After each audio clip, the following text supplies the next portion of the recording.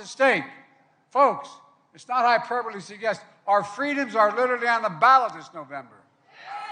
Donald Trump and the MAGA Republicans are trying to take our freedoms away. And by the way, not all Republicans. This ain't your father's Republican Party. These guys are different. But guess what? We're not going to let them take them away. Thursday night marked 59 years since hundreds of foot soldiers for justice in Selma, Alabama, marched across the Edmund Pettus Bridge, named after the Grand Dragon, the Ku Klux Klan, to claim their fundamental right to vote. They were beaten, they were bloody, they were left for dead, but they were unbowed. Our late friend, son of Georgia, John Lewis, was there. But what happened? 5 months later, we passed the Voting Rights Act, was signed into law. But nearly 6 decades after that, the same forces are back, led by Donald Trump, taking us back in time, suppressing the vote, subverting elections. That's why we have to stand up again. We know what to do. And my message to Georgia voters and to voters all across this country is send me a Congress that will pass the Freedom to Vote Act and the John Lewis Voting Rights Act.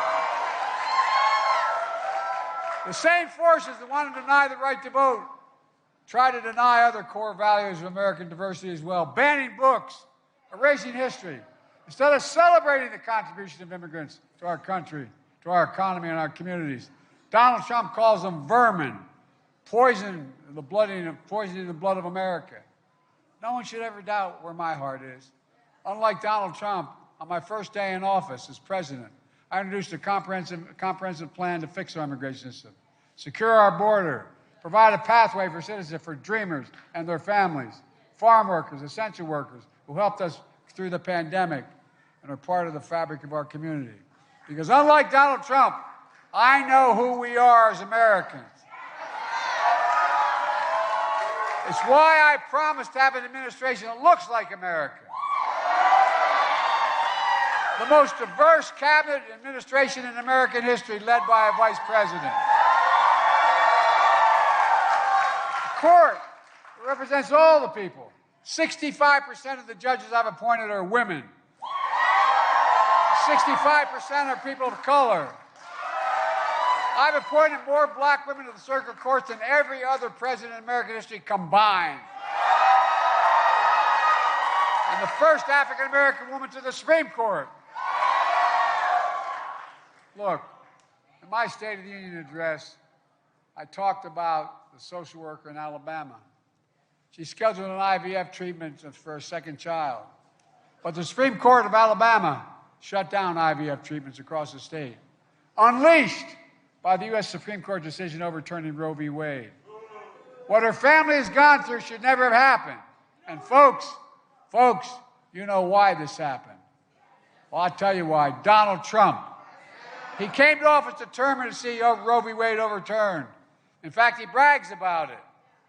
Well, he got his wish, and states are passing bans that criminalize doctors, forcing rape and incest victims to leave their states to get help. And now, MAGA Republicans and Donald Trump want to pass a national ban on the right to choose. Well, hear me loud and clear. Not on my watch.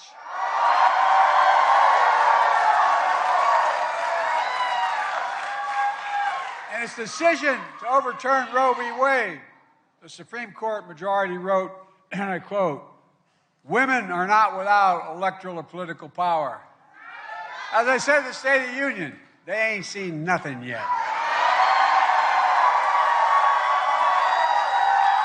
But they're about to see. They're about to see it. Just like we saw it on the ballot in 2022 and 2023.